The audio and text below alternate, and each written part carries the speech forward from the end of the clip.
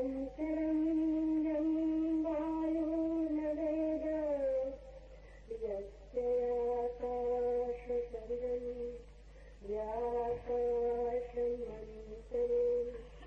संचरं यमाकाशं नवेद यस्य मनः शरीरं यो न मनोन्तरे संचरं यं मनो न वेद यस्य बुद्धिः शरीरं यो बुद्धिमन्तरे संचरं यं बुद्धिर्न वेद यस्याहंकारः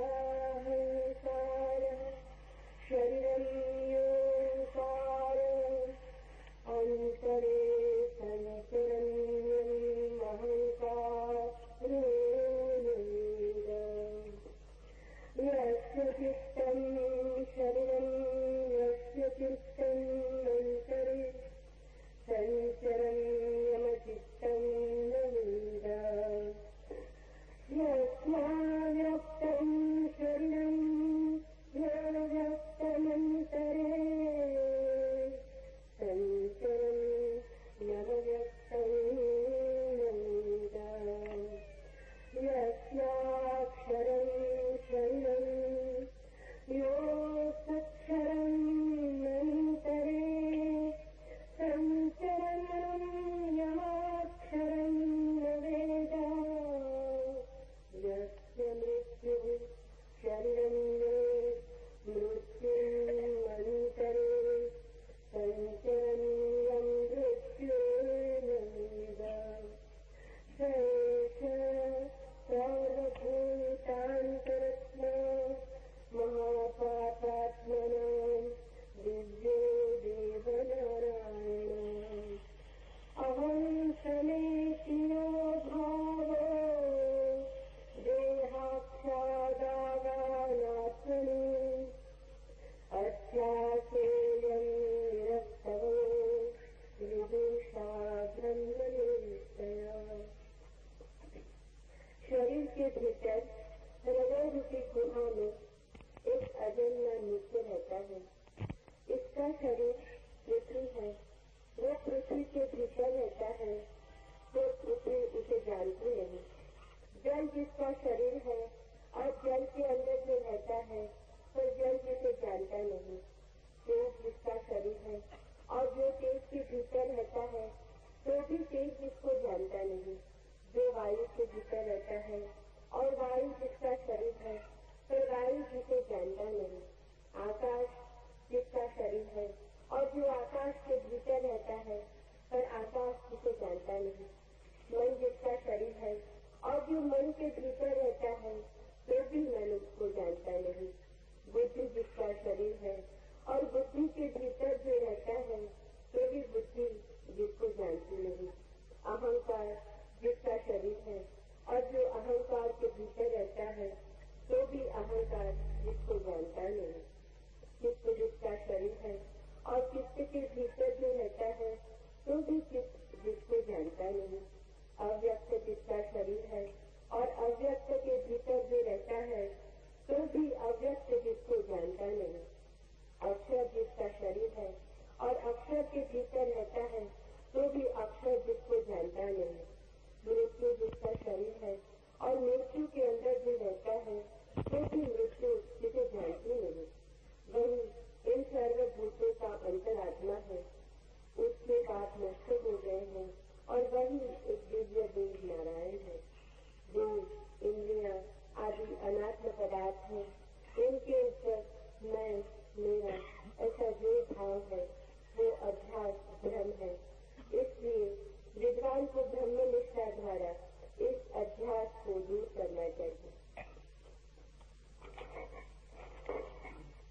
Inside the body, in the cavity of the heart, dwells that one unborn eternity. The earth is its body.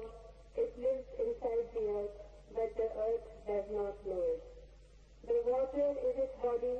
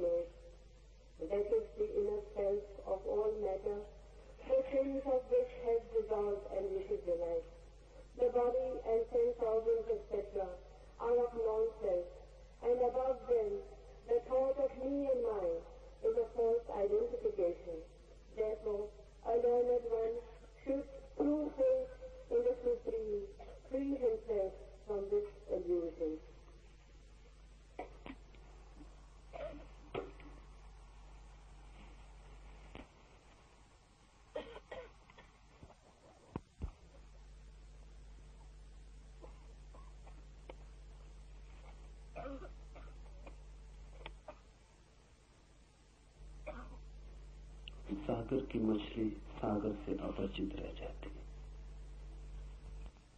इसलिए नहीं कि सागर बहुत दूर है, इसीलिए कि सागर बहुत निकट है।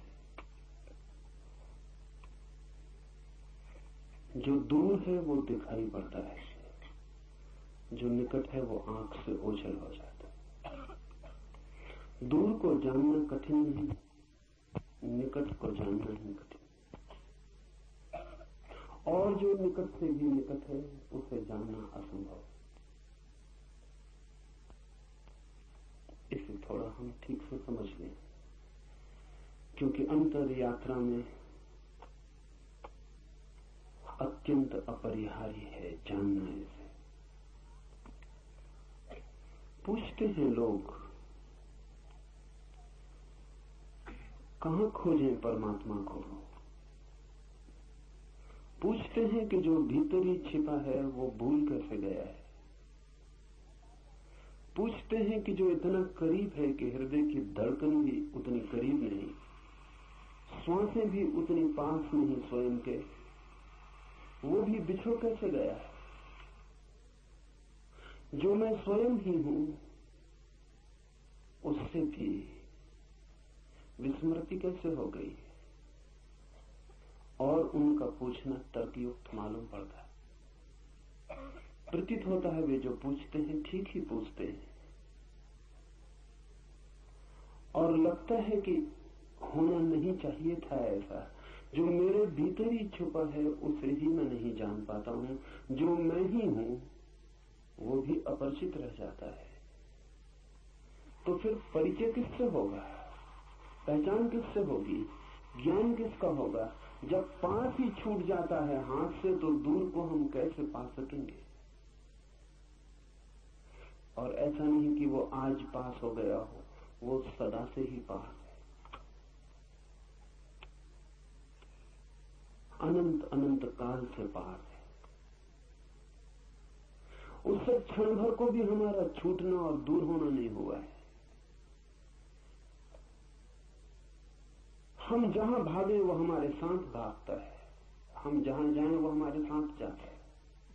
नरकों में भी वो हमारे साथ यात्रा करता है, और स्वर्गों में भी, पाप में भी वो हमारे साथ उतना ही खड़ा होता है जितना पुण्य में।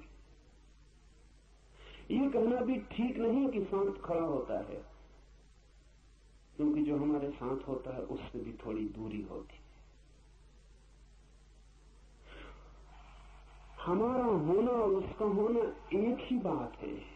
अगर ये सच है तो इस जगत में बड़ा चमत्कार हो गया कि हम अपने को ही खो बैठे। जो असंभव मालूम पड़ता है, अपने को कैसे खोया जा सकता है? अपनी छाया तक को खोना मुश्किल है, हम अपनी आत्मा को खो बैठे हैं। ये कैसे हो सकता है? पर ये हुआ है। उसके होने की घटना कैसे घटती है वही इस सूत्र का सार है। इस सूत्र में प्रवेश करने के पहले इसके बुनियादी आधार समझ लें।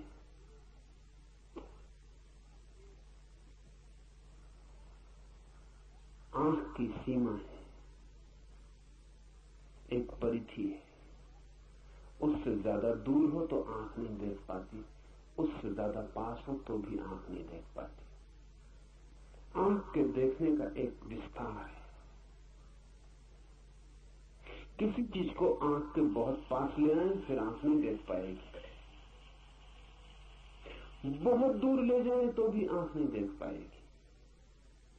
तो एक क्षेत्र है जहां आंख देखती है, और इस क्षेत्र के उस पार या इस पार आंख अंधी हो जाती। और आप तो इतने निकट हैं कि आंख के पास ही नहीं है, आंख के पीछे है। यही अड़चन है। ऐसा समझिए कि दर्पण के सामने खड़े हैं तो एक खास दूरी से दर्पण पर ठीक प्रतिबिंब बनता है। अगर बहुत दूर चले जाएं तो फिर दर्पण पर प्रतिबिंब नहीं बनेगा। बहुत पास आ जाएं कि आंख को दर्पण से ही लगा ले तो प्रतिबिंब दिखाई नहीं पड़ेगा। लेकिन यहां मामला ऐसा है कि आप दर्पण के पीछे खड़े,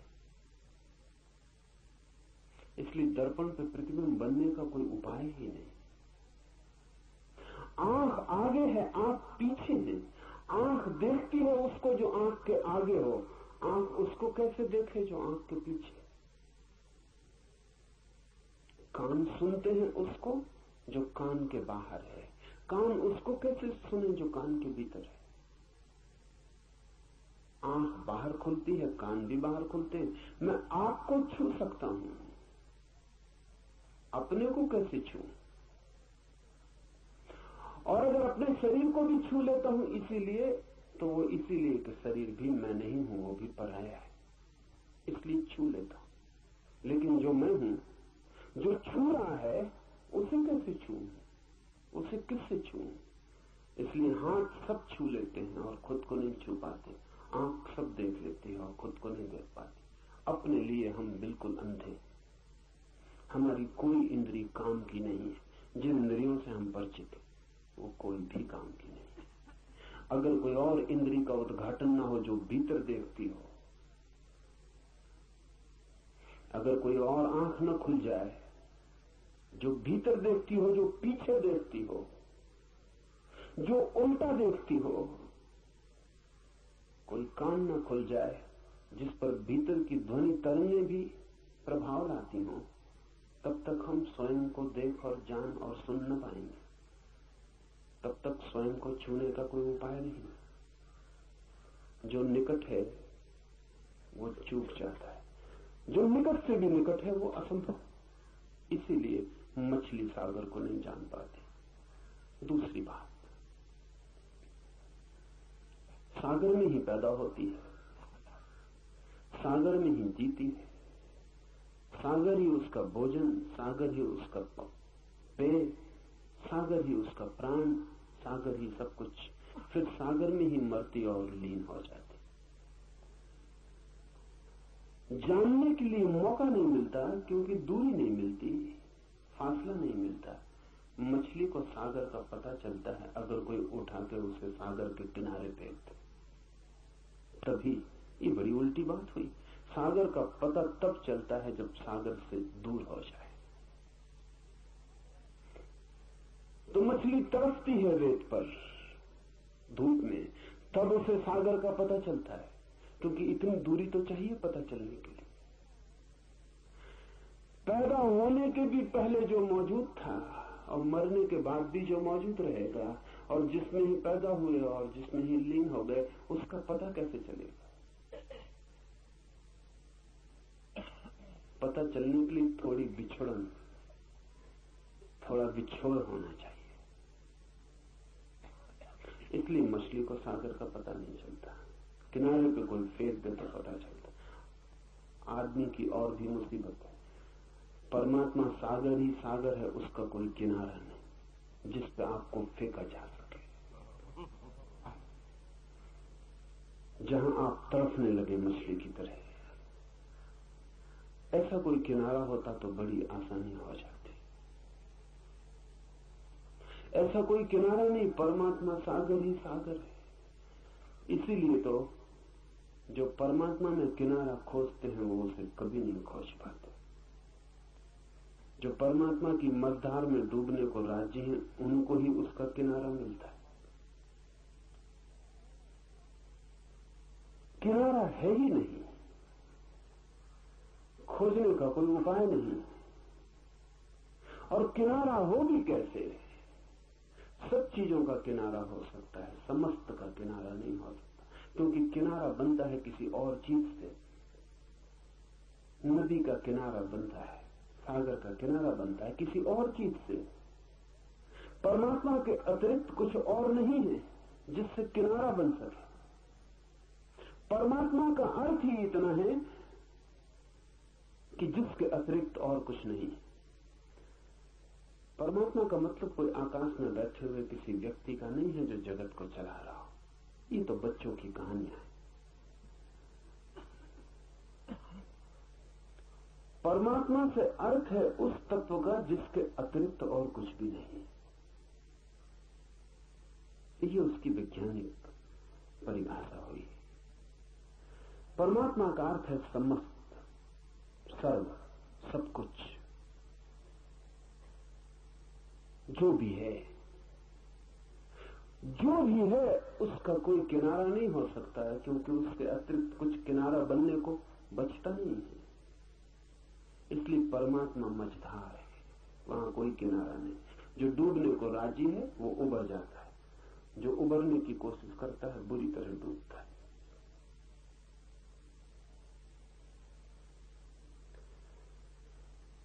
कोई किनारा हो तो पता भी चल जाए, इसीलिए हमें पता नहीं चला है। उसी में हम हैं, जिसे हम खोजते हैं उसी में हम हैं, जिसे हम पुकारते हैं उसे पुकारने की जरा भी जरूरत नहीं है, क्योंकि इतना भी दूरी नहीं है कि हमारी आवाज हमें जोर से पुकारनी पड़े। इसलिए कबीर ने कहा है कि क्या तुम्हारा खुदा बहरा हो गया जो तुम इतने जोर से अजान पढ़ते हो? क्या तुम्हारा ईश्वर बहरा हो गया जो तुम इतने जोर से पुकारते हो?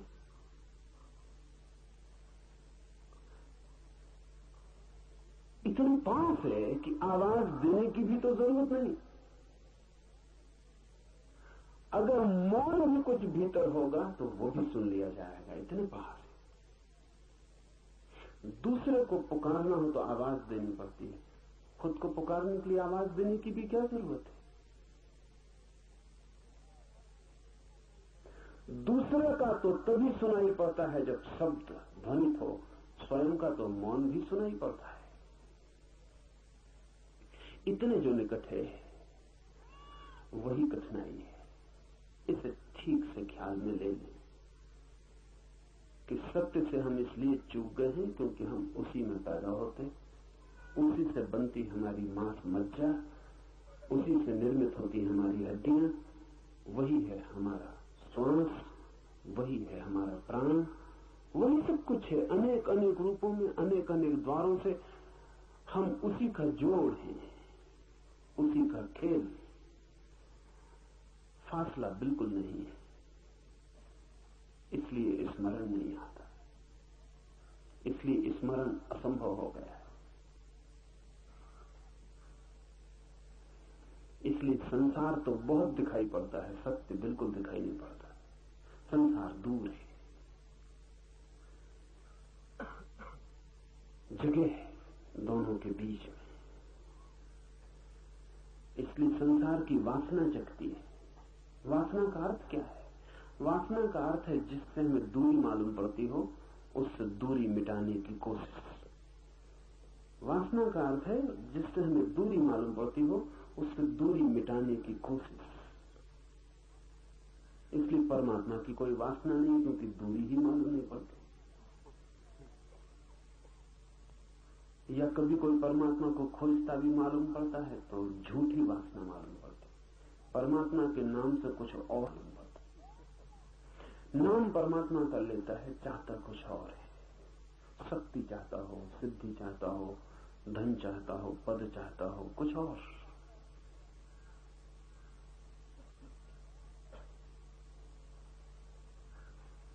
एक मित्र मुझे आके कहते थे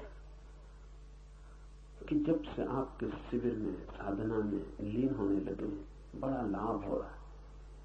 मैंने पूछा क्या लाभ हो रहा है?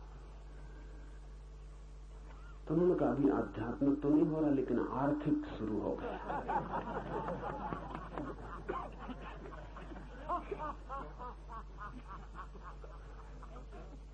ठीक, आध्यात्मिक की इतनी जल्दी भी क्या है? टाला जा सकता, स्थगित किया जा सकता। आर्थिक तत्काल है।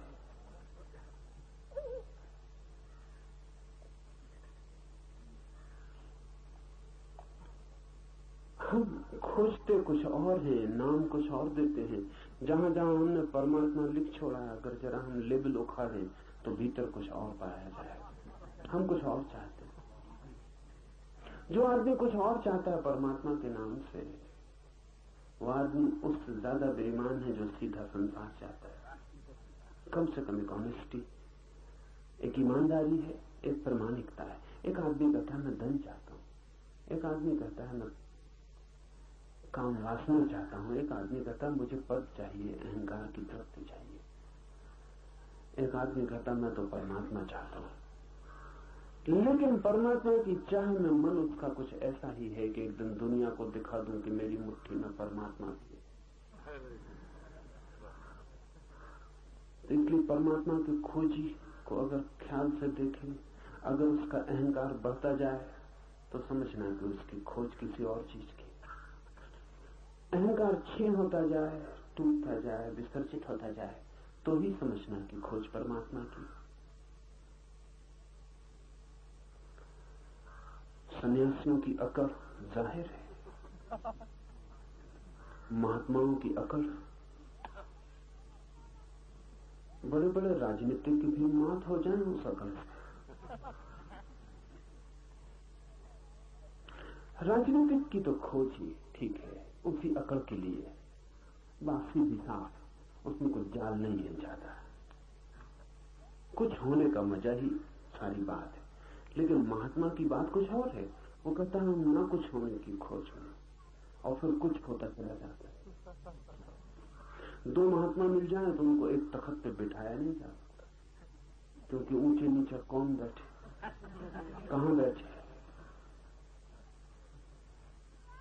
इसीलिए महात्मा मिलते नहीं एक दूसरे से, क्योंकि बड़ी दिक्कतें आती हैं।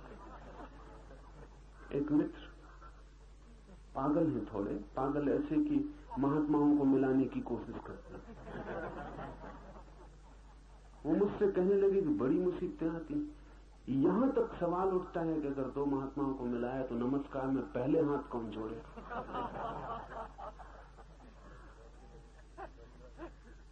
कठिन मामला। संसारी भी इतने संसारी नहीं मालूम होते, न भी जोड़ना चाहते हो हाथ तो भी जोड़ लेते हैं। मन में भला होता हो कि दूसरी पहले जोड़ता है, लेकिन फिर भी इसको छिपा के चलते हैं, अभद्र मालूम पड़ता है। लेकिन महात्माओं को अभद्र भी नहीं मालूम पड़ता। कुछ महात्मा तो नमस्कार करते ही नहीं, उन्होंने व्यवस्था ही बंद कर रखी है। वो सिर्फ आशीर्वाद देते।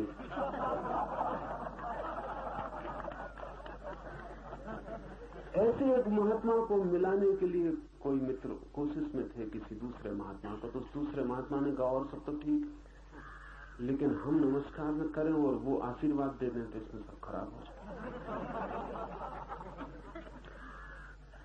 ये हमारी खोज कुछ और है, धर्म से कुछ, परमात्मा से कुछ लेना देना नहीं। हम कुछ और चाह रहे हैं, हम कुछ और मांग रहे हैं, लेकिन बेईमान हैं और हमने शब्द कुछ और ओढ़ रखे। परमात्मा की खोज कैसे हो? क्योंकि दूरी नहीं है। दूरी हो तो वासना जगती है, फासला हो तो दिल होता है दौड़े, फासला हो तो जीतने की आकांक्षा पैदा होती है, कठिनाई हो तो अहंकार को रस आता है पराजित करने का, जीतने का। फासला ही नहीं, दूरी ही नहीं, परमात्मा मिला ही हुआ है। ऐसी हालत जैसे कि तेंजिंग या हिलरी एवरेस्ट पर चढ़ते हैं तो मजा क्या है? पहला आदमी मनुष्य के इतिहास में एवरेस्ट पर खड़ा हो जाता है, और तो एवरेस्ट पे कुछ भी नहीं है,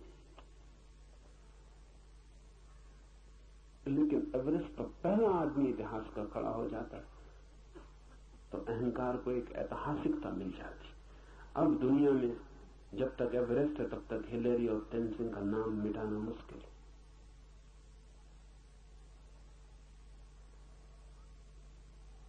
अभी चांद की इतनी दौड़ चलती थी, तो बड़े मजे की बात है कि चांद पर हम क्या छोड़ आए। जो गए वो ईसाई है, लेकिन जीसस की मूर्ति नहीं छोड़ा है, झंडा छोड़ा है अमेरिका का।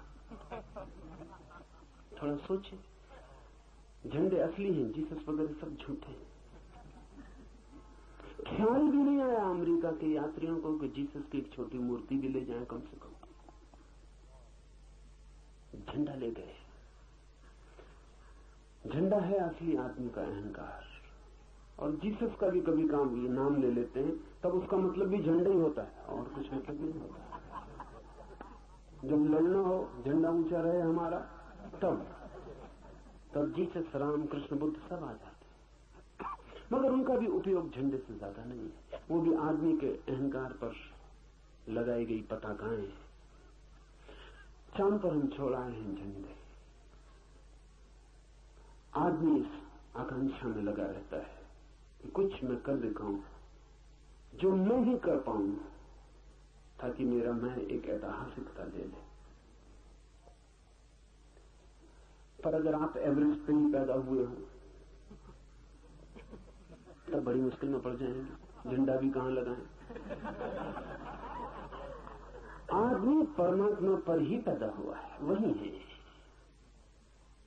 आप वहां हैं ही, वहां से आपका कभी जाना नहीं हुआ। वही है आपकी भूमि जहां आप खड़े।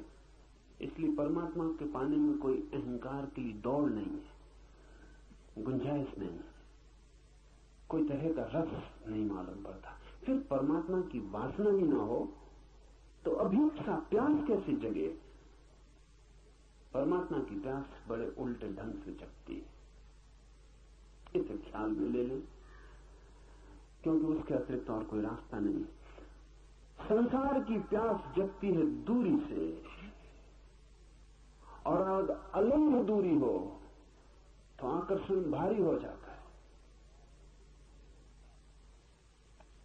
और इसलिए संसार में जो चीजें भी पाली जाती हैं उनका मजा चला जाता है, क्योंकि दूरी खत्म हो जाती है। आप एक स्त्री को पाना चाहते थे, फिर पा लिया। आप एक मकान बनाना चाहते थे, बन गया। आप सोने का शिखर चढ़ाना चाहते थे अपने मकान पर, वो चढ़ गया। अब जो मिल जाता है वो व्यर्थ हो जाता है, क्योंकि वो पास आ जाता है, उसमें दूरी नहीं रह जाती। दूर हो, कठिनाई हो, कोई न पा सके, आप ही पा सके, तो ही मजा होता है।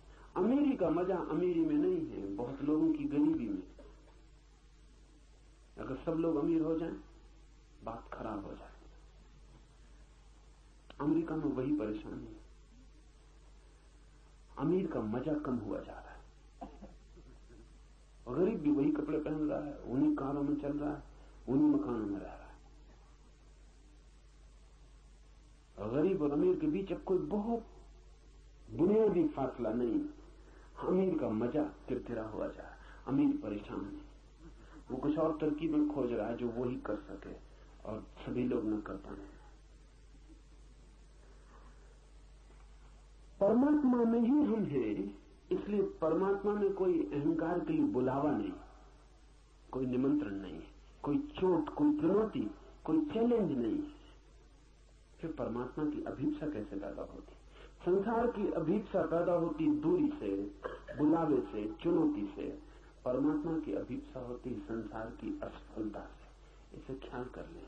जब आप सब तरफ दौड़ चुकते हैं और सब तरफ हार जाते हैं, सब पा लेते हैं और सब व्यर्थ हो जाता है। खोज पूरी हो जाती है और पूरे होते ही नकार हो जाता है, सब शून्य हो जाता है। हाथ में आते ही सब चीजें मिट्टी सिद्ध होती हैं, दूर सब सोना मालूम पड़ती हैं। जितनी हो दूरी उतना स्वर्ण शुद्ध मालूम पड़ता है। जैसे जैसे पास आता है अशुद्ध होने लगता है, और पास आता है मिट्टी होने लगता है। जिन्होंने कथा मिदास की है, कथा में बड़ा व्यंग है। कथा है कि मिदास ने ऐसी सिद्धि पा ली, ऐसा वरदान पा लिया कि जो भी छुए सोना हो जाए। हम सब मिदास से उल्टे हैं, जो भी छुए मिट्टी हो जाए। लेकिन बड़ा मजा है, मिदास भी मुश्किल में पड़ गया था, तो हमारी मुश्किल का तो क्या अंत। मिदास जो भी छूता है सोना हो जाता। उसने अपनी पत्नी को छुआ, वो सोना हो गई। उसने भोजन छुआ, वो सोना हो गया।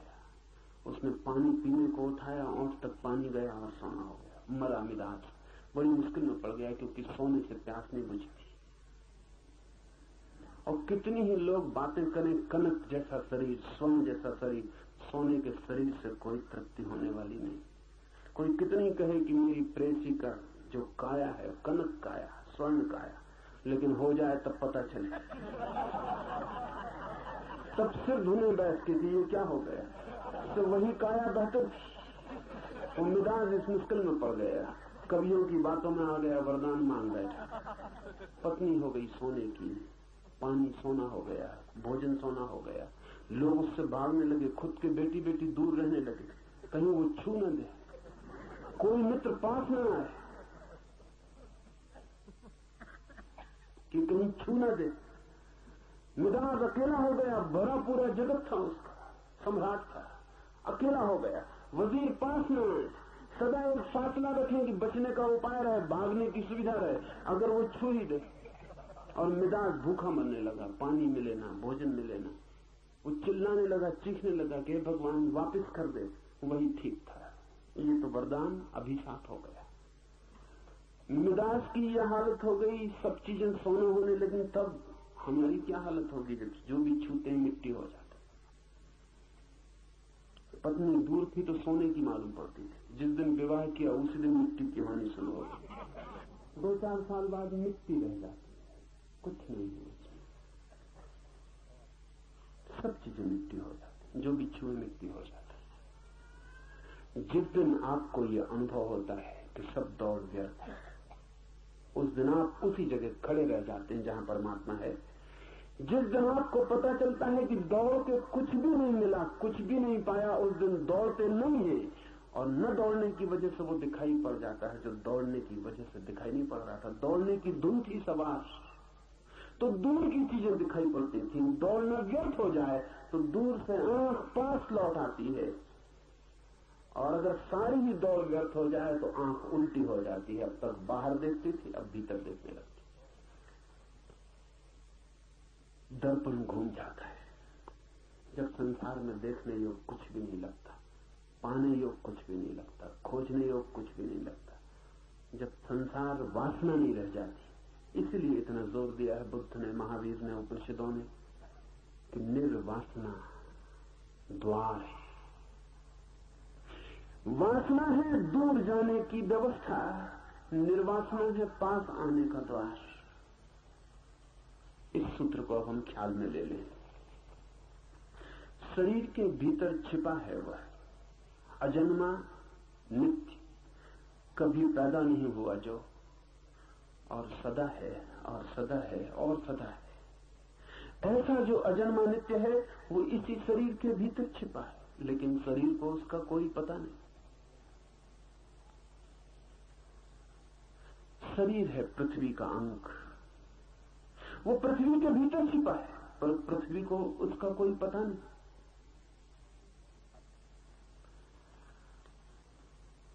इसी की पुनरुक्ति है इसी सूत्र की। अग्नि के भीतर छिपा है, अग्नि को पता नहीं, सब जगह छिपा है, और जहां छिपा है, जिसके भीतर छिपा है उसे ही पता नहीं। क्यों? क्योंकि जिसके भीतर छिपा है वो बाहर दौड़ रहा है। आपने कभी अनुभव किया शरीर की भीतर की तरफ दौड़? अगर आप अनुभव कर लें तो समाधि उपलब्ध हो जाए। आपने शरीर की बाहर की तरफ दौड़ अनुभव की है? एक सुंदर काया दिखाई पड़ती, शरीर दौड़ने लगा, पुलक आ गई, शरीर का रोआ रोआ भागने लगा। एक सुंदर फूल दिखाई पड़ा, आंखें भागने लगी। एक सुंदर ध्वनि सुनाई पड़ी, कान भागने लगे। शरीर भागता है सदा बाहर की तरफ। कभी आपने अनुभव किया कि भीतर की तरफ भी शरीर भागा हो? कभी अनुभव नहीं किया। तो शरीर को पता भी कैसे चले कि कौन भीतर छिपा है, जहां शरीर जाता ही नहीं, जहां शरीर कभी देखता नहीं, सुनता नहीं, खोजता नहीं, शरीर को पता कैसे चले? शरीर अपरिचित रह जाता है उससे ही जिसका वो शरीर है। सब दौड़ बाहर की तरफ है, इसलिए भीतर अज्ञान छा जाता है। ये सूत्र अनेक अनेक द्वारों से एक ही बात की पुनरुक्ति है। वायु के भीतर जो छिपा है वायु उसे जानती नहीं। मन जिसका शरीर है मन उससे अपरिचित। अहंकार जिसकी देह है अहंकार उसके प्रति अनजान। चित्त जिसका शरीर है अक्षर अव्यक्त जिसका शरीर है वो भी उसे जानते नहीं जो भीतर छिपा है। मृत्यु भी उससे अपरिचित रह जाती है जिसकी मृत्यु घटित होती। जो मरता है ये जरा अजीब वाक्य है क्योंकि जो मरता है मृत्यु उससे अपरिचित रह जाती। जो मरता है वो मरता ही नहीं। मृत्यु जब घटती है तो कौन मरता है? कोई भी नहीं मरता क्योंकि शरीर सदा से मरा हुआ है, उसके मरने का कोई उपाय नहीं। और शरीर के भीतर जो छिपा है वो सदा से अमृत है, उसके मरने का कोई उपाय नहीं। सिर्फ संबंध टूटता है अमृत का और मृत का संबंध टूटता है मृत्यु में। लेकिन मृत्यु इतने निकट भी आके उससे अपरिचित रह जाती है वो जो अमृत है। इसलिए तो हम कितनी बार मर चुके और हमें अब तक पता नहीं चला कि हमारे भीतर वो भी है जो मरता नहीं। इस अपरिचय की प्रक्रिया ही यही है कि निकट आके भी भीतर देखना नहीं हो पाता, देखना बाहर ही होता रहता है। मरता हुआ आदमी देखे मरने को पड़ा है लेकिन बाहर ही देखता रहेगा, अभी भी भीतर जाने का मन नहीं हो रहा उसका। मृत्यु उसे ढकाती है हटाती है शरीर से, लेकिन वो पकड़ रहा है, जोर से पकड़ रहा है और भी जोर से पकड़ रहा है जैसा उसने कभी नहीं पकड़ा था। इसलिए वृद्ध आदमी कुरूप हो जाते हैं, जवान सुंदर मालूम पड़ते हैं। उसका कारण गहरे में शरीर ही नहीं है। जवान शरीर को पकड़ता नहीं, अभी आश्वस्त है। बूढ़ा शरीर को पकड़ने लगता है, उस पकड़ने से सब कुरूपताएं पैदा हो जाती। बूढ़ा डरने लगता है कि अब मरे अब मरे अब मौत करीब है। जितना मौत से डरता है उतना जीवन को जोर से पकड़ता है और जितना जोर से पकड़ता है उतना ही जीवन कुरूप हो जाता है। बच्चे इतने प्यारे लगते हैं, पकड़ते ही नहीं बिल्कुल, अभी उन्हें पता ही नहीं कि मौत भी है। पशु पक्षी देखे कितना ही बूढ़ा हो जाए पशु, कितना ही बूढ़ा हो जाए पक्षी, उनकी बात कर रहा हूं जिनका आदमी से सत्संग नहीं है। आदमी तो बिगाड़ ही देता है। तो बड़ी हैरानी होती है, जंगल में पशु और पक्षी बूढ़े नहीं होते मालूम पड़ते। जैसा बुढ़ापा आदमी को पकड़ता है ऐसा पशु पक्षियों को पकड़ता नहीं मालूम पड़ता। बच्चे ही बने रहते हैं, किसी गहरे तल पर उन्हें पता ही नहीं कि मौत होने वाली है, इसलिए कोई शरीर की पकड़ नहीं आती। बच्चे में जो ताजगी है, जीवन सहज है, मौत की पकड़ नहीं है कोई।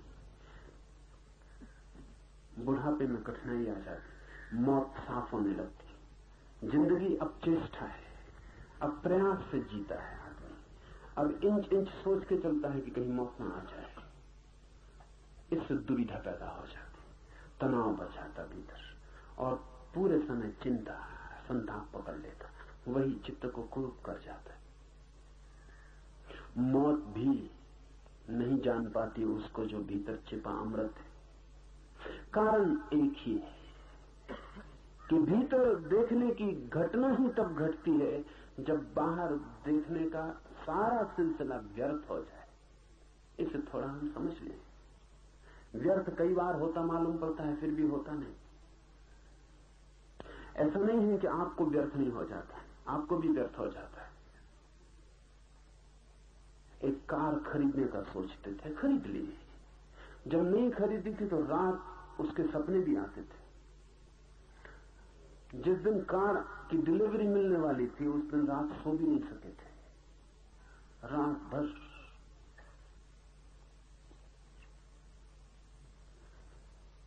ओर्टेगा वाई गासेट ने लिखा है, अपने एक मित्र के बाबत तो उसने एक बहुत खूबसूरत गाड़ी फेरारी खरीदी, बड़ी कीमती गाड़ी, और पहले ही दिन लेके उसे निकला, जरा सी खरोंच लग गई। बच्चा नहीं था मित्र, 50 साल का आदमी था, गैर पढ़ा लिखा नहीं था, यूनिवर्सिटी का प्रोफेसर था, साधारण विषय का प्रोफेसर नहीं था, फिलोसफी का प्रोफेसर। ओर्टेगा वाई गॉसिप में लिखा है कि मैंने अपने उस मित्र को अपनी मां के कंधे पर सिर रखते रोते देखा। फेरारी में खरोंच लग गई, कार थी कीमती, न मालूम कितने सपने देखे होंगे, जो खरोंच थी वो भीतर तक चली गई, आत्मा तक प्रवेश कर गई होगी, तभी रोया है। रोते आप सब भी हैं। वो आदमी जरा ईमानदार रहा होगा, खुली सड़क पर मां के कंधे पर सिर रखकर रोने लगा। लेकिन कितने दिन चलेगा ये? 2-4 दिन में फेरारी पुरानी पड़ जाएगी। महीने 2 महीने में ये आदमी इसी गाड़ी में बैठेगा, इसे पता भी नहीं चलेगा कि किस गाड़ी में बैठा है। इस गाड़ी से ऊब जाएगा, लेकिन गाड़ियों से नहीं उबेगा, दूसरी गाड़ी को सपना पकड़ लेगा। सोचेगा कि रॉल्स रॉयस हो जाए, कुछ और हो जाए। एक स्त्री से उब जाएगा मन, एक पुरुष से उब जाएगा, लेकिन स्त्रियों से नहीं उबेगा, पुरुषों से नहीं उबेगा। ऊब तो हम भी हैं, लेकिन हमारी ऊब वस्तुओं से बंधी होती है। हमारी ऊब दर्शन नहीं बनती, हमारी ऊब दृष्टि नहीं बनती। एक चीज से उबते हैं तो ठीक वैसे ही दूसरी चीज से पकड़ जाते हैं, और ये सिलसिला जारी रहता है। इतना ही फर्क है आप में और किसी बुद्ध में कि आप एक स्त्री से उबते हैं, दूसरी स्त्री में रस बना रहता है। अपनी स्त्री से उब जाते हैं, दूसरे की स्त्री में रस बना रहता है। जो पास है वो व्यर्थ हो जाता है, लेकिन जो दूर है वो सार्थक मालूम रहता है। वो भी कल पास आके व्यर्थ हो जाएगा, लेकिन सभी चीजें पास नहीं आ पाती, कुछ चीजें दूर बनी ही रहती, इसलिए रस बना ही रहता, वासना दौड़ती रहती। बुद्ध एक स्त्री में ऊब के समस्त स्त्री से ऊब जाते हैं। बुद्ध एक महल में रह के सब महलों में रह लेते। बुद्ध के लिए एक घटना काफी है, ये वैज्ञानिक बात है। एक पानी की बूंद अगर जान ली जाए तो सब सागर जान लिए गए। वो पागल होगा वैज्ञानिक जो पूरे सागरों की जांच करता रहे और कहे कि जब मैं सब पानी की बूंदों की जांच कर लूंगा तब वक्तव्य दूंगा कि पानी हाइड्रोजन और ऑक्सीजन से बनता है। हम सब वैसे ही पागल हैं। एक वैज्ञानिक एक बूंद को परख लेता, खोज लेता, तोड़ लेता, पा लेता है कि H2O, ये उदजन और ऑक्सीजन के अणुओं का ऐसा जोड़। खत्म हो गए, सब सागर व्यर्थ हो गए, सब सागर जान लिए गए। अब कहीं भी होगा पानी, न केवल इस पृथ्वी पर। वैज्ञानिक कहते हैं कि कोई 50,000 पृथ्वियां होंगी सारे विस्तार में। इन 50,000 पृथ्वियों पर कहीं भी अगर पानी होगा तो भी H2O, तो भी वो बनेगा इसी व्यवस्था से। सारा पानी जान लिया गया एक बूंद को जानकर। एक वासना की व्यवस्था को समझकर सारी वासना को जो जान लेता है वो बुद्ध हो जाता है। एक वासना को पहचान कर उसकी व्यर्थता को, उसकी अनिवार्य व्यर्थता को, उसकी अपरिहार्य असफलता को जो देख लेता, उसकी वासना गिर जाती। उसकी वासना ऐसे गिर जाती है जैसे लंगड़े के बैसाखियां अचानक गिर जाएं। उनसे ही वो चलता था, पैर तो थे नहीं चलने के, बैसाखियों से चलता था, लकड़ी के पैर थे। अचानक बैसाखियां गिर जाएं और लंगड़ा वहीं गिर पड़े। ठीक ऐसी ही घटना घटती है जब वासना की बैसाखियां गिर जाती। संसार में चलने के कोई पैर थोड़ी हैं, लकड़ी के पैर हैं। नकली पैर हैं, वासनाओं से निर्मित है। वासना के गिरते ही वैसाखियां गिर जाती हैं और आदमी अचानक अपने को वहां पाता है जहां से वो कभी हटा ही नहीं था, जहां वो सदा था, जहां होना उसका स्वभाव है। वही है परमात्मा, वही है अध्यात्म। इस सूत्र का आखिरी हिस्सा उसकी खबर है।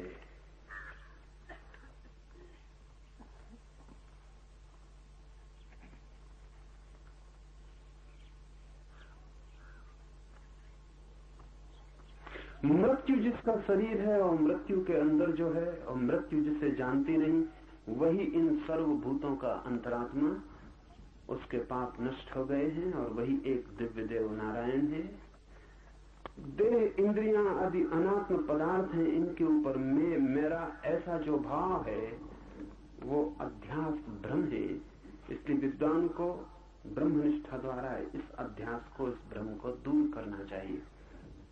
आखिरी बात इस सूत्र में, ये जो वासनाओं की दौड़ है ये इसीलिए है कि हमें दिखता है दूर कहीं कोई सपना पूरा होता होगा। जैसे मरुस्थल में कोई देखता है दूर मालूम होता है जल का सरोवर, दौड़ता है, जल के लिए दौड़ता है। वहां जाके पाता है नहीं है कुछ, रेत ही रेत है।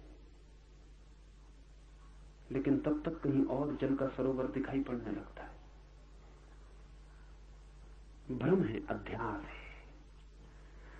सूर्य की किरणें जब तपती हैं जोर से रेत के ऊपर और वापस लौटती हैं, रिफ्लेक्ट होती हैं, जब वापस लौटने लगते हैं, तो कपती हुई सूर्य की किरणें जब वापस लौटती हैं, उनके कंपन के कारण भ्रम पैदा होता है कि लहरें कप रही हैं। और वो कंपन इतना सतत होता है और कंपन की एक धारा बन जाती है कि अगर पास में कोई वृक्ष खड़ा हो तो उस कंपन में उस वृक्ष की छाया नीचे दिखाई पड़ने लगती है। वो कंपन दर्पण का काम करने लगता है।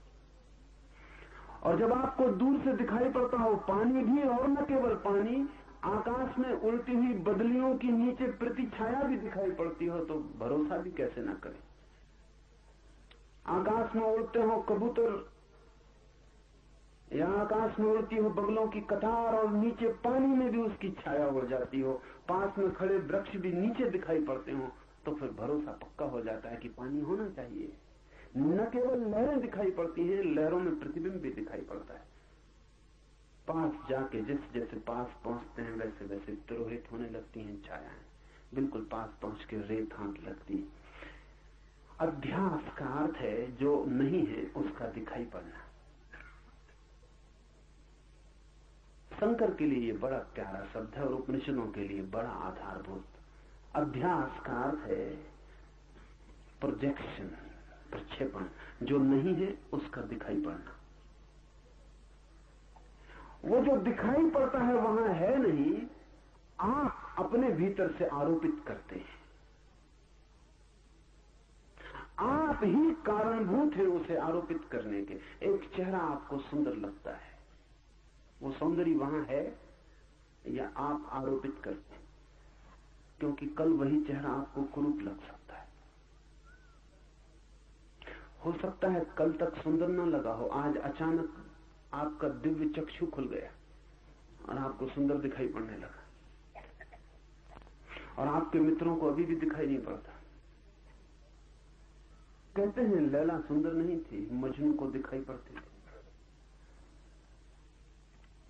सारा गांव परेशान था और लोगों ने समझाया मजनू को कि तू पागल है, इससे बहुत सुंदर लड़कियां गांव में हैं, तू व्यर्थ ही दीवाना हुआ जाता। तो कहा है मजनू ने कि लैला को देखना हो तो मजनू की आंख चाहिए। ये अध्यास है। सवाल लैला नहीं, सवाल मजनू की आंख है। सवाल वो नहीं है जो दिखाई पड़ रहा है, सवाल वो है जो देख रहा है। तो मजनू ने कहा मेरी आंख से देखो तब तुम्हें लैला दिखाई पड़ेगी। लेकिन इसमें खतरा है, मजनू की आंख से दिखाई पड़ेगी। अगर सच में मजनू की आंख उधार मिल जाए तो लैला जैसी मजनू को दिखाई पड़ती वैसी आपको दिखाई पड़ेगी। आंख भी एक चश्मा है, चश्मे के रंग उतर जाते हैं विषयों पर। आपकी सारी इंद्रियां प्रक्षेपण कर रही हैं। आप चारों तरफ अपने तरफ एक जगत निर्माण कर रहे हैं। आपका मन केवल ग्राहक नहीं है, निर्माता है। आप बना रहे हैं एक दुनिया अपने चारों तरफ, सौंदर्य की, सुगंध की, इसकी उसकी, आप एक दुनिया निर्मित कर रहे हैं। ये दुनिया वैसी नहीं है जैसी आप देखते हैं, ये आप पे निर्भर है। और आप बदल जाते हैं तो दुनिया इसलिए तो बदल जाती है। जवान दूसरी दुनिया देखता है, बूढ़ा दूसरी दुनिया देखता है, बच्चे दूसरी दुनिया देखते हैं। क्या फर्क क्या पड़ जाता है? दुनिया वही है, लेकिन बच्चों के पास वो आंख नहीं है जो जवान के पास। बच्चे भी कंकड़ पत्थर बीन रहे हैं, रंगीन होना काफी है। जवान कहता है फेंको भी इनको, इनमें क्या रखा, इनकी कीमत क्या है। जवान के लिए अर्थ मूल्यवान हो गया, धन समझ में आने लगा। अब सिर्फ कंकड़ पत्थर बीनने से काम नहीं चलेगा, तितलियों के पीछे दौड़ने से कुछ हल होने वाला नहीं है। बच्चे तितलियां पकड़ रहे हैं, तितलियां स्वर्ग मालूम पड़ती हैं, जवान बच्चों को ना समझते।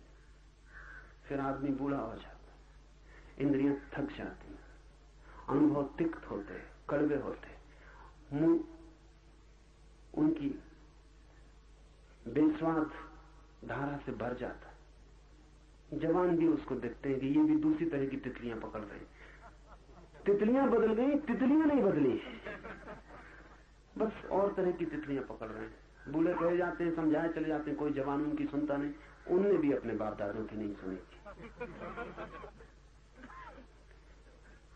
नहीं सुनने का कारण है आंखें दूसरी हैं। बूढ़े की आंख अगर जवान को मिल जाए तो उसे भी ऐसा ही दिखाई पड़ेगा। और ध्यान रखो कि मजा ये है कि अगर अभी बूढ़े को फिर जवान की आंख मिल जाए तो वो सब अनुभव भूल जाएंगे। वो जो ज्ञान बता रहे हैं वो सब भूल जाएगा, फिर जगत रंगीन हो जाए। सुना है मैंने, अमेरिका की सुप्रीम कोर्ट का एक चीफ जस्टिस, न्यायाधीश, जब जवान था तब पेरिस आया था, शादी करके सीधा पेरिस आया था। फिर 30 साल बाद जब बूढ़ा हो गया और बेटों की शादियां हो गई और बेटे पेरिस हो आए, तब फिर दोबारा अपनी पत्नी को लेकर आया। उसका नाम था पीरे। पेरिस देख के उसने अपनी पत्नी से कहा, वो बात न रही पेरिस में, सब फीका फीका हो गया। कहां वो दिन जब हम पहली दफा पेरिस आए थे, बात ही और थी, पेरिस कुछ और था। उसकी पत्नी ने कहा, माफ करें आप भूल रहे हैं, पीरे और था, पेरिस तो वही है। हाँ, पेरिस तो अब भी वही है। जवान की आंख से देखें, पेरिस अब भी वही। पेरिस क्या बदलता, लोग बदल जाते, दृष्टि बदल जाती। दृष्टि के बदलने से अगर जगत बदल जाता है तो समझना कि आपने जो जाना था वो अध्यास था, वो दृष्टि की वजह से पैदा हुआ था, वो जगत नहीं था। क्या ऐसा भी कोई उपाय है कि बिना दृष्टि के जगत देखा जा सके? अगर हो तो ही जगत देखा जा सकता है, नहीं तो नहीं। दृष्टियां अध्यास है, इसलिए ख्याल रखें, दर्शन का मतलब दृष्टि नहीं है। दर्शन का मतलब है वैसी अवस्था जब सब दृष्टियां शांत हो जाती, कोई दृष्टि नहीं रह जाती, तब देखना। जब अपनी कोई आंख नहीं रह जाती थोपने को, और अपना कोई भाव नहीं रह जाता आरोपित करने को, अपनी कोई आकांक्षा नहीं रह जाती, मरुस्थल को तब देखना जब भीतर कोई प्यास नहीं होती। फिर मरुस्थल धोखा नहीं दे सकता, प्यास की वजह से धोखा हो जाता। पानी की चाह होती है और नहीं मिलता तो चाह और बढ़ जाती है, और जब चाह ज्यादा बढ़ जाती तो मन विक्षिप्त हो जाता है, और जो नहीं है उसे भी मानने का मन होने लगता है। लेकिन एक ऐसी स्थिति भी है जब सब दृष्टियां छीन हो जाती और दर्शन का उदय होता है। कब होती हैं दृष्टियां छीन? दृष्टियां तभी छीन होती हैं जब सभी वासनाएं छीन हो जाती, क्योंकि हर दृष्टि वासना का खेल है, वासना का फैलाव है। तो सूत्र कहता है, देह इंद्रियां आदि अनात्म पदार्थ हैं, इनके ऊपर में मेरा ऐसा जो भाव होता है वो अध्यास है। इसलिए बुद्धिमान को ब्रह्मनिष्ठा द्वारा इस अध्यास को दूर करना चाहिए। ब्रह्मनिष्ठा द्वारा, अपने में निष्ठा द्वारा हमारी निष्ठा हमेशा पराये में है, किसी और में, अपने में नहीं है। दौड़ कहीं और है, अपने में नहीं है। जहां कहीं और रहे हैं एक जगह को छोड़कर, वो जगह जो भीतर है। ब्रह्मनिष्ठा का अर्थ है ये वासनाओं की दौड़ हट गई, आदमी अपने में खड़ा हो गया। आदमी वहीं खड़ा हो गया जहां कोई मन नहीं है, कोई इंद्रियां नहीं है, कोई शरीर नहीं है, सिर्फ शुद्ध चैतन्य है। उसमें प्रतिष्ठित होते ही सब अध्यास टूट जाते और तब संसार नहीं है, ब्रह्म ही है।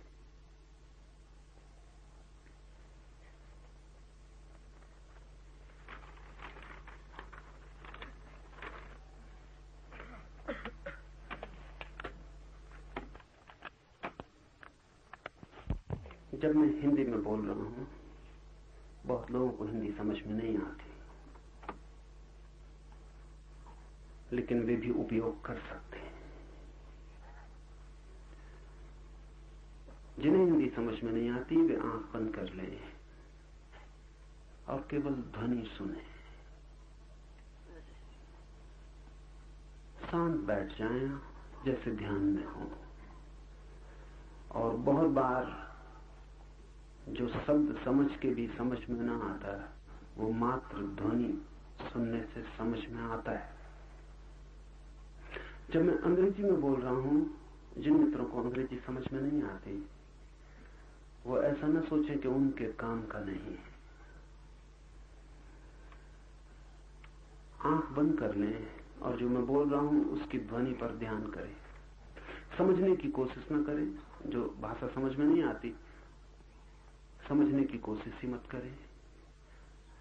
बिल्कुल ना समझ होकर शांत बैठ जाएं, सिर्फ ध्वनि का आघात ध्यान करें, सिर्फ सुने। वो सुनना ध्यान बन जाएगा और उपयोगी होगा। बड़ा सवाल समझना नहीं है, बड़ा सवाल शांत होना है। बड़ा सवाल सुनना नहीं है, बड़ा सवाल मौन होना है।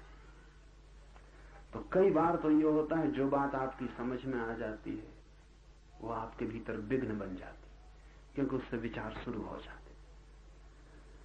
कई बार तो अच्छा है कि जो बात बिल्कुल समझ में नहीं आती उसको सुने, क्योंकि फिर विचार नहीं चल सकते। जो समझ में नहीं आए तो विचार के चलने का कोई उपाय नहीं है, विचार रुक जाते। इसलिए कभी तो वृक्षों के बीच से गुजरती हुई हवा को सुनना, कभी पक्षियों की आवाज सुनना, कभी पानी की कलकल धारा से उठता निनाद सुनना ऋषि मुनियों को सुनने से भी ज्यादा बेहतर है। असली उपनिषद वहां बह रहे पर वो आपकी समझ में नहीं आएंगे, पर समझने की कोई जरूरत भी नहीं, सुनना काफी है। और जब समझ में ना आए और आप सुन सके तो थोड़ी देर में बुद्धि शांत हो जाती है, क्योंकि उसका कोई काम ही नहीं होता। और जब बुद्धि शांत हो जाती है तो आप वहां पहुंच जाते हैं जिसकी तलाश है।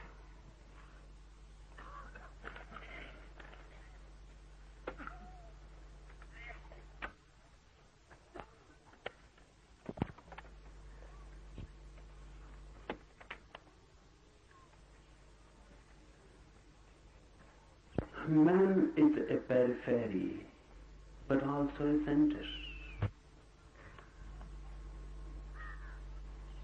Man is a circumference, but not only that. Your body is your circumference, but not you. This sutra is concerned with the identification of consciousness with the body, the identification of the center with the periphery.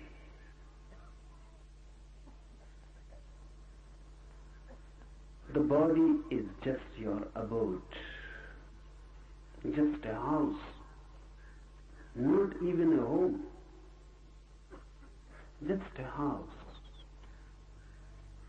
You are in it, but you are not it. But the mind believes itself to be the body. That is known as adhyas, illusion, projection. Why this mind takes body as identical with it, as one with it. The nearness, the constant nearness, the intimacy between the two. And body begins to be reflected in the mirror of the mind. And constant association, not only in this life, but of many lives. By and by, you become one with that which has been in association with you. It becomes a habit. For millions of years, consciousness has existed in bodies. And because of that, it is identified with it. This identification is the only error, the only ignorance, the only sin for Eastern approach. This is the original sin, to be identified with the body.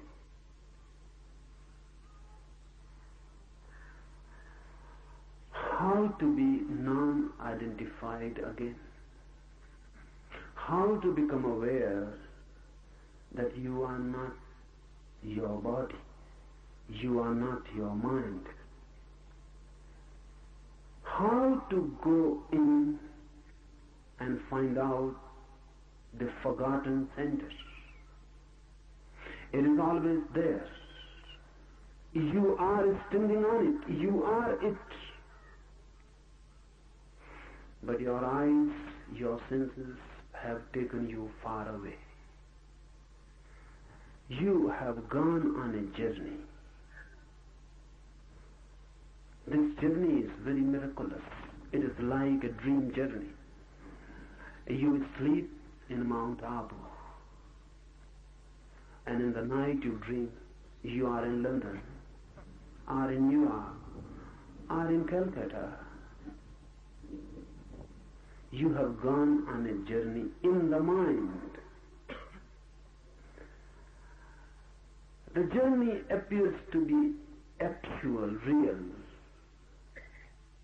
You cannot remember in your dream that this is a dream. The moment you remember this is a dream, the dream will be broken. This is the basic condition in the dream, that you should not remember it as a dream. The dream must be taken as reality, only then the dream can continue. That's the basic condition. The dream must appear as real, otherwise it is broken.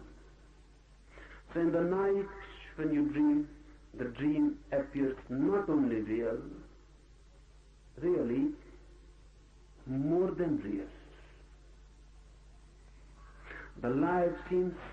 The real life seems pale before it. It is more colorful, more intense, more alive. You can go on a journey in the dream, and still you continue to be here in Mount Abu. In reality, you remain in the Mount Abu, but in dream you have moved. Nothing has moved, only the mind has moved. The whole world for Eastern mind is just a dream journey. You go on moving. You remain constantly at the center, but you go on moving to the periphery, to the circumference. You look at some face, beautiful, some body, proportionate. It appeals. The mind has moved. No, you are not at your center. You are not at your home. You have gone away. Now you will follow. Your mind will move. Any desire is a movement. Any motivation is a movement. Movement of the mind. You see a beautiful car, or you see a rich palace, and the mind starts desiring. You start moving. You remain at the center, but the mind is not there. You have forgotten the center. Now the mind is attached with the objects of desire. Those objects or desires become your clinging. That's why mind goes on and on, out and out. And you are at the center. This creates a division. This divides you into two. And because you never return to the center, you never go back to it, ultimately you forget that you have a center. More civilized, more cultured, educated, the world becomes more centerless. Everyone is just a circumference. The master is missing. The house is there. The center is not there. And even if you try to reach the center, you cannot reach it because you don't know how to reach it. And the ways and the means you try to reach it really are not means and ways. They are the barriers. Because you try to reach the center in the same way as you try to reach the circumference. You know only one way. How to move to the circumference. How to desire. You desire for riches. You desire for power. You desire for sex. You desire for so many things. The mechanism of desire is you desire for something which you have not. You desire for something which can become possible only in the future, never in the present. Desire is meaningful only in reference to the future. You cannot desire immediately here and now. You will need time. Desire needs time to move. So you desire for the tomorrow. You say tomorrow or in the next life, this will happen. This I would like to happen. I hope for this. Desire is basically future-oriented. And desire means something which you don't have. This mechanism, if you apply to the inner journey, will become a barrier. This mechanism cannot help. Because the basic situation differs. Not only differs, it is absolutely diametrically opposite. Your being, your center is not something to be achieved in the future. It is here and now. It is already the case. You can have it immediately. No time is needed to move to it. Really, no movement is needed. Just an awareness, and you are there. You have not moved away. You are just unaware. You have not gone anywhere so that you have to come back. You have never gone in reality, only in dream. You are sleeping in Mount Abu and dreaming of London, and someone suddenly awakes you. Will you be awake in London or in Mount Abu? Or will you tell that, wait, I am in London and now I will need to come back to Mount Abu? No, from a dream. If you are awakened, you are suddenly here. The dream world, the dream journey disappears completely. You are not to come back because you had never gone away. Your being, your center is here and now. It cannot be made an object of desire. You cannot desire it. And if you desire it, you will miss it. Your very desire will become the barrier. Allah says, do not seek, otherwise you will miss. Do not seek and find. Looks absurd. Do not seek and find looks illogical. It is not. It looks illogical because we know only one logic, the logic of desire. If someone says, do not find riches, do not seek riches, and you will find, it is illogical. You will never find. If someone says, don't long for worldly things, and you will find them, nonsense. You will never find them. You will have to seek. Then too it is difficult to find them.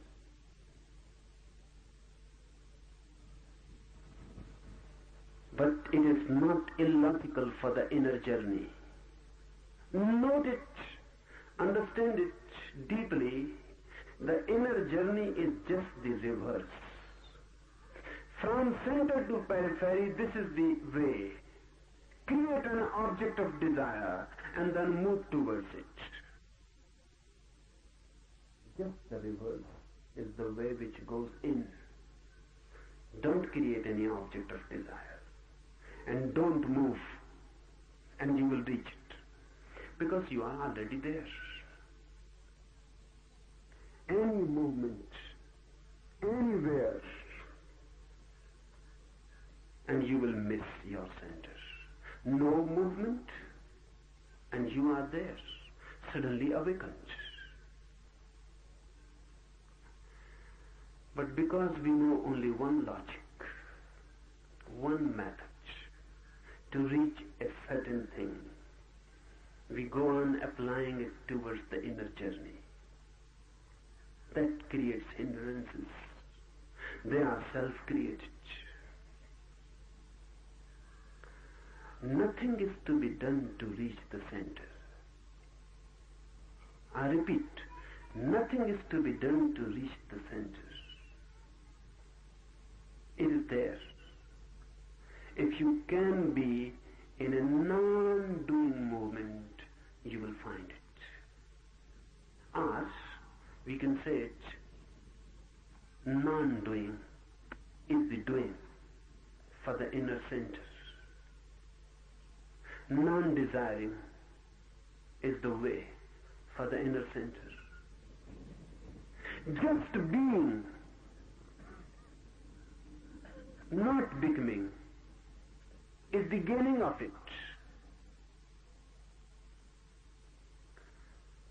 But the mind will ask what to do.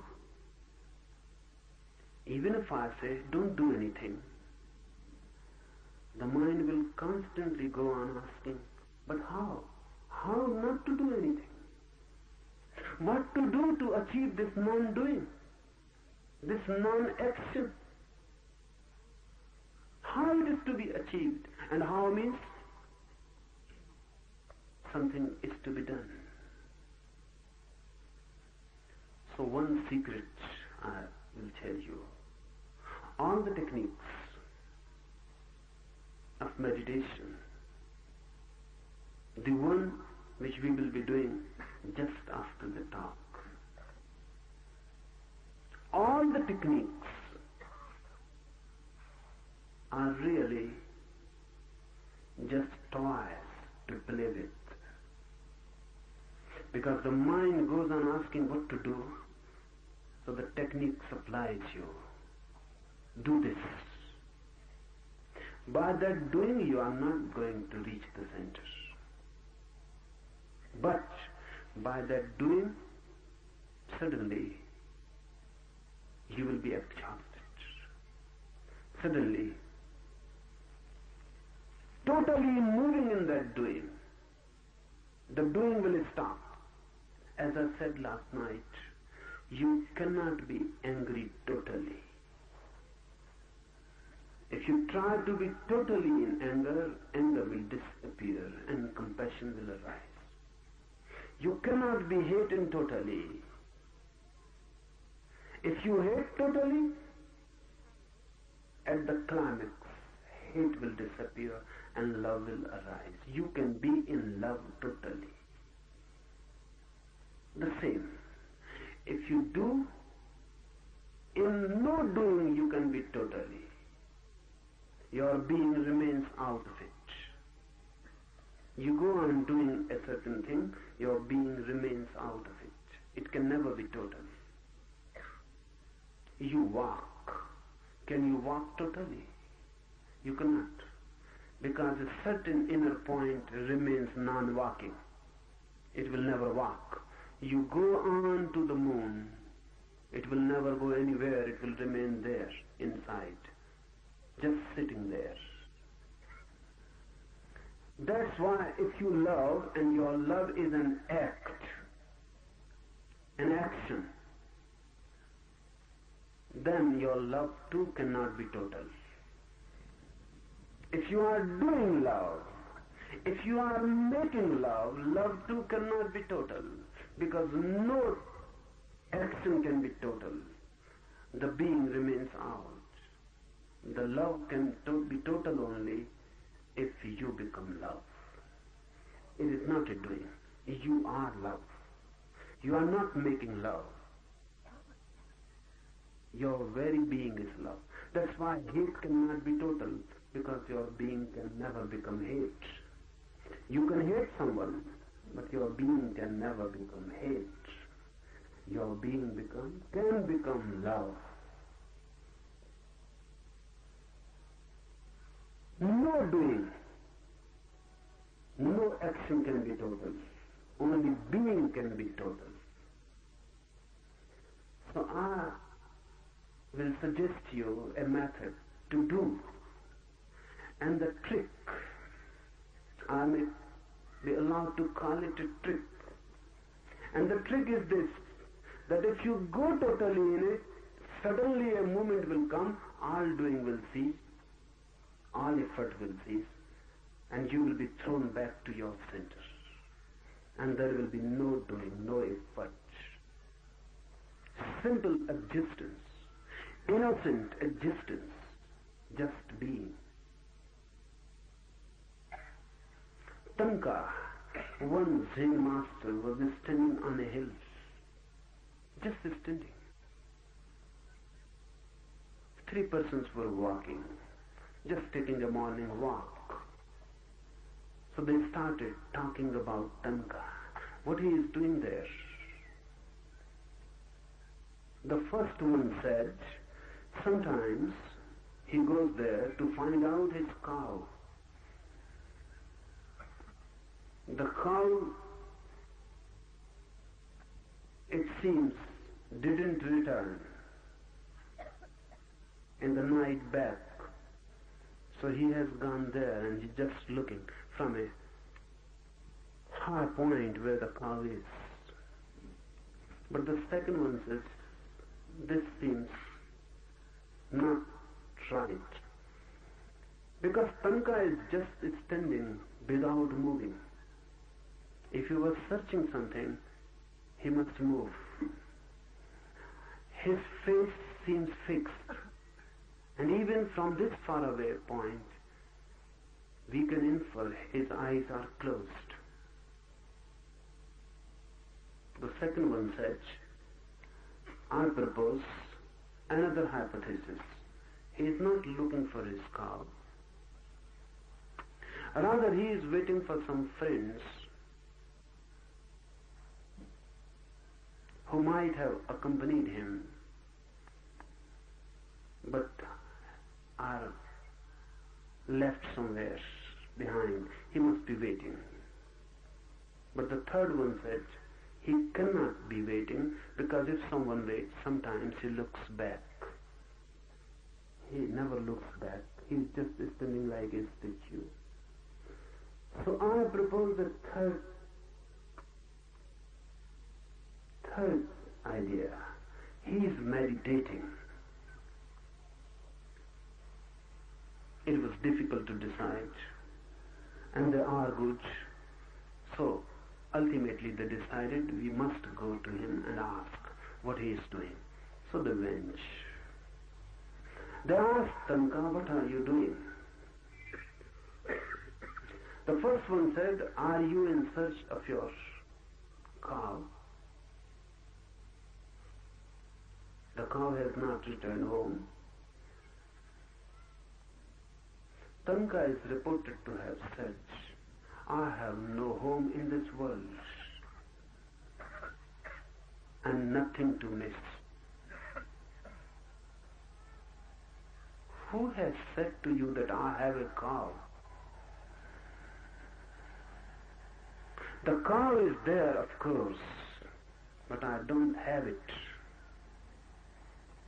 So there is no question of finding it, searching for it. So the second one was delighted, and he said, then my hypothesis is going to be right. You are waiting for some friends who are left behind? Tanka laughed and said, I have no enemies, so I cannot have friends. And I am alone, so I cannot leave someone behind. I came alone in this world. I am alone in this world, and I will leave this world alone. So I am neither disturbed by enemies nor by friends. Then the third one was, of course, delighted. And he said, now nothing is left, and my hypothesis is right. You are meditating, are you not? Tanka said, I am not meditating. Because really I am not doing anything. I am just standing. I am.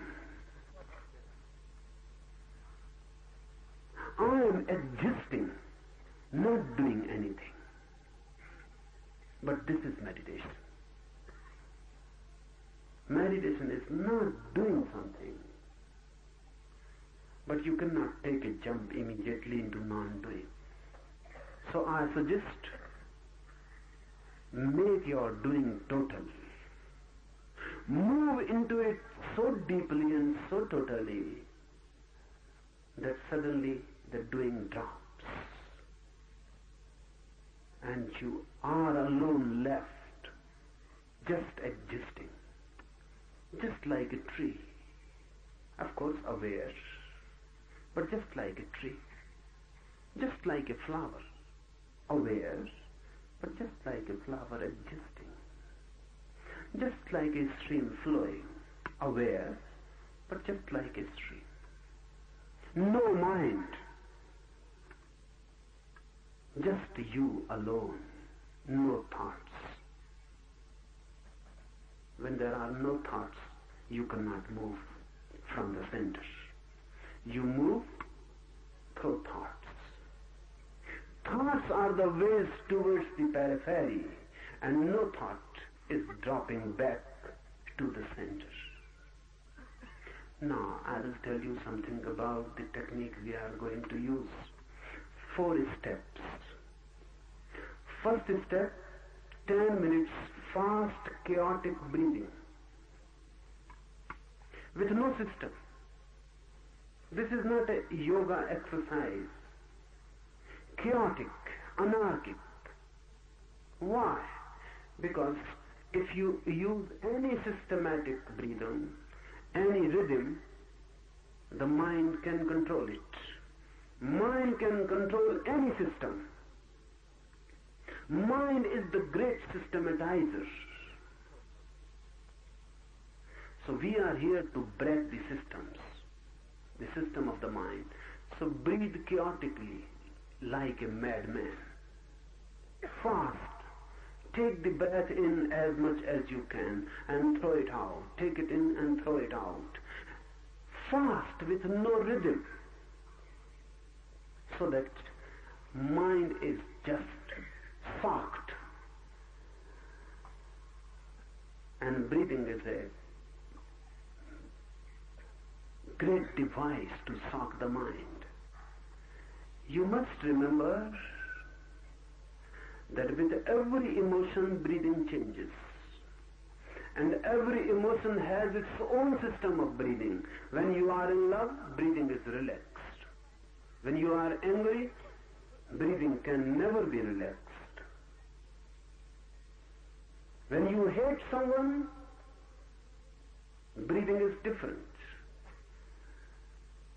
When you are in compassion, breathing is different. When you are at ease, breathing is so silent that you cannot even feel it. When you are tense, breathing cannot be silent. You can feel it. This chaotic breathing belongs to no emotion. So simply by doing it, you transcend emotions and the mechanism of the mind. And the mind is just thrown off. It cannot continue. 10 minutes mad, fast breathing. Second step is a deep catharsis. You have to throw yourself out. The mind has to be thrown out. Laugh, but madly. Totally. Cry, weep, whatsoever comes to your mind. But madly. Jump, dance, do whatsoever comes to your. And if nothing is coming, then too, try something. Because mind is a long suppression. So sometimes you feel nothing is coming. Start. Choose anything. Laugh, cry, scream, jump, dance. But do something. Don't just stand there. Do something. And whatsoever you are doing it, do it exaggeratedly.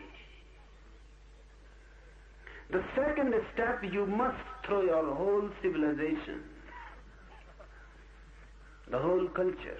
Just be like children, with no fear, the fear of the others. Your eyes are to be closed. You have to use a blindfold. And the third, when all the nonsense that is suppressed is thrown out, when all the madness is thrown out, you have to use a mantra. The mantra is the sound of who. Who? Meaningless. It is just a sound with no meaning attached to it. Just who. It is not WHO. It is HOO. Who. Loudly you have to make it and dance with it and move it in totally so that you are adjusted completely. And in the fourth step, you are not to do anything. You are just to fall down and be as if dead.